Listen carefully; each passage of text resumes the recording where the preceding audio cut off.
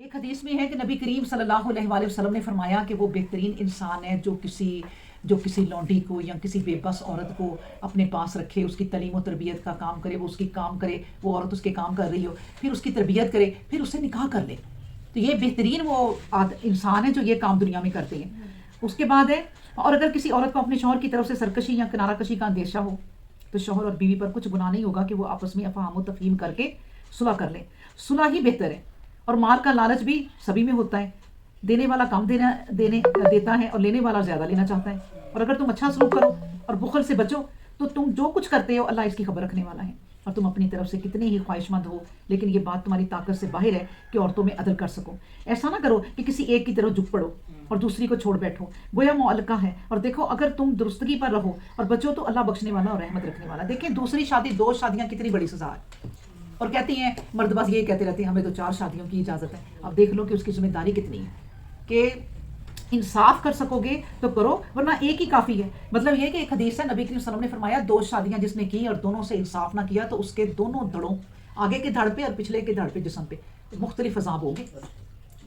یعنی اتنی یہ پابندی ہے اس معاملے میں، اتنی سختی ہے کہ اگر آپ 2 شادیاں کرو تو کتنی پھر آپ کو ذمہ داری نبھانا پڑتی ہے. اور اگر وہ دونوں جدا ہو جائیں تو اللہ اپنی کشاش سے دونوں کو بے نیاز کر دے گا اور اللہ بڑی وسعت والا اور حکمت رکھنے والا ہے.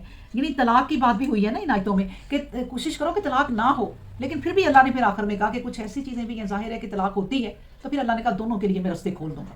عورت کا بھی کہیں ہو جائے گا، مرد کا بھی کہیں ہو جائے گا، ان کے لیے راستے میں کشاش کر دوں گا. اس کے بعد ہے وَلِلَّهِ مَا فِي السَّمَاوَاتِ وَمَا فِي الْأَرْضِ. اور یاد رکھو آسمانوں اور زمین میں جو کچھ ہے سب اللہ کے لیے ہے. ہم نے یقیناً ان لوگوں کو جنہیں تم میں سے پہلے کتاب دی گئی اور خود تم کو بھی یہ حکم دیا کہ اللہ سے ڈرو. اور اگر تم کفر پر ڈٹے رہو تو خوب سن لو کہ آسمانوں اور زمین میں جو کچھ ہے سب اللہ کے لیے ہے، وہ بے نیاز ہے. وَقَانَ اللَّهُ غَنِيًّا حَمِيدًا وَلِلَّهِ مَا فِي السَّمَاوَاتِ وَمَا فِي الْأَرْضِ وَكَفَىٰ بِاللَّهِ وَكِيلًا. اور اللہ ہی کے لیے جو کچھ آسمان اور جو کچھ زمین میں ہے کارسازی کے لیے اس کا کارساز ہونا کفایت کرتا ہے. لوگوں اگر وہ چاہے تو تمہیں ہٹا دے اور تمہاری جگہ دوسری قوم لے آئے، وہ بلا شبہ ایسا کرنے پر قادر ہے. جو کوئی دنیا کا ثواب چاہتا ہے تو اسے معلوم ہونا چاہیے کہ اللہ کے پاس دنیا اور آخرت دونوں کا ثواب موجود ہے. وہ سب کچھ سننے والا اور جاننے والا ہے. اچھا جی، آیت نمبر 137. ان الذین آمنوا، جن لوگوں کا یہ حال ہے کہ وہ ایمان لائے پھر کفر میں پڑ گئے، پھر ایمان لائے پھر کفر میں پڑ گئے اور پھر برابر ہی کفر میں بڑھتے ہی گئے، اللہ انہیں بخشنے والا اور ہرگز ایسا نہ ہوگا کہ انہیں کوئی راہ دکھا دے. یہ وہ بات ہے کہ کوئی توبہ کرے نا پھر گناہ میں لگ جائے، پھر توبہ کرے پھر گناہ میں لگ جائے، پھر اللہ تبارک و تعالیٰ انہیں گناہ میں لگا دیتے ہیں کہ تم نے کیا کھیل تماشا بنایا ہوا ہے ایمان کو کہ بار بار اس چیز سے توبہ کرنی ہے پھر وہی گناہ کرنا. اللہ اکبر. تم منافقوں کو یہ خوشخبری سنا دو کہ بلا شبہ ان کے لیے دردناک عذاب ہے. جو لوگ مسلمانوں کو چھوڑ کر منکرین حق کو اپنا رفیق و مددگار بناتے ہیں تو کیا وہ چاہتے ہیں کہ ان کے پاس عزت ڈھونڈیں؟ تو عزت جتنی بھی ہے سب اللہ ہی کے لیے ہے. اور دیکھو اللہ اپنی کتاب میں تمہارے لیے یہ حکم نازل کر چکا ہے کہ جب تم دیکھو اور سنو کہ اللہ کی آیتوں کے ساتھ کفر کیا جا رہا ہے اور ان کی ہنسی اڑائی جا رہی ہے، تو جب تک کسی دوسری بات میں لوگ نہ لگ جائیں، یعنی یا تو استغفار کریں یا کم از کم معذرت خواہانہ رویہ اختیار کریں، ان کے پاس نہ بیٹھو. اگر بیٹھو گے تو تم بھی انہی جیسے ہو جاؤ گے. بلا شبہ اللہ منافقوں اور منکرین حق سب کو جہنم میں اکٹھا کر دیتا ہے. اللہ اکبر. اب دیکھیں نا اس طرح کی کوئی بات ہو رہی ہو، اللہ معاف کرے کوئی مذاق بنایا ہو کسی آیت کا تو اللہ یہ منع کر دیا کہ اس محفل میں نہ بیٹھو. ہاں تمہارے کوئی بڑے عزیز ہے نا کہ رشتہ داری بھائی اب بڑی ضروری ہے تو اٹھ کے چلے جاؤ، اور جب وہ یہ باتیں کرنا ختم کر دیں پھر آ جاؤ، تو پھر اپنی رشتہ داری بھی رکھ لو لیکن اس وجہ سے بھی اٹھ جاؤ. اللہ اکبر. ان منافقوں کا شیوہ یہ ہے کہ وہ تمہاری حالت دیکھتے رہتے ہیں اور منتظر رہتے ہیں. اگر تمہیں اللہ کی طرف سے فتح ملتی ہے تو اپنے کو تمہارا ساتھی ظاہر کرتے ہیں اور کہتے ہیں کہ ہم بھی تمہارے ساتھ نہ تھے. اور اگر منکرین حق کے لیے فتح مندی ہوتی ہے تو کہتے ہیں ہم نے ایسا نہیں کیا کہ وہ بالکل غالب آ گئے تھے پھر بھی تمہیں مسلمانوں سے بچا لیا. تو یقین کرو اللہ قیامت کے دن تم میں اور ان میں فیصلہ کر دے گا.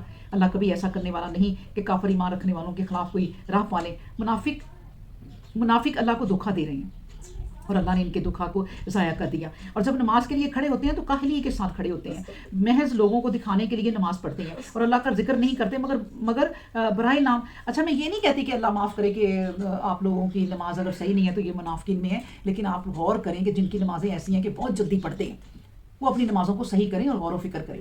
سجدے میں ٹائم دیں، رکوع میں ٹائم دیں، اور دعا سجدے کی بھی دعا ہوتی ہے، قضا میں دعا ہوتی ہے، اور جو رکوع ہے اس میں بھی دعا ہوتی ہے. ساری وہ کر کے پھر کیا کریں، پھر خود ہی نماز نا آرام سے پڑھی جاتی ہے، اس میں کوئی جلدی نہیں. مجھے نہیں سمجھ آتی کہ جو لوگ یوں کر کے نماز وہ دعا کس وقت پڑھتے ہیں.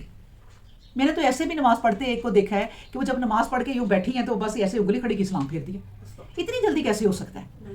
تو یہ اپنی نمازوں کو صحیح کرنا چاہیے. اس کے بعد ہے 143 کفر اور ایمان کے درمیان متردد کھڑے ہیں کہ ادھر رہیں یا ادھر رہیں, نہ تو ان کی طرف ہیں اور نہ ان کی طرف, جس پر اللہ راہ گم کر دے تو پھر ممکن نہیں کہ اس کے لیے کوئی راہ نکال سکے. یا ایھا الذین آمنوا لا تتخذوا الکافرین, اے مسلمانوں ایسا نہ کرو کہ مسلمانوں کے سوا کافروں کو اپنا رفیق و مددگار اور رازداں بنا لو.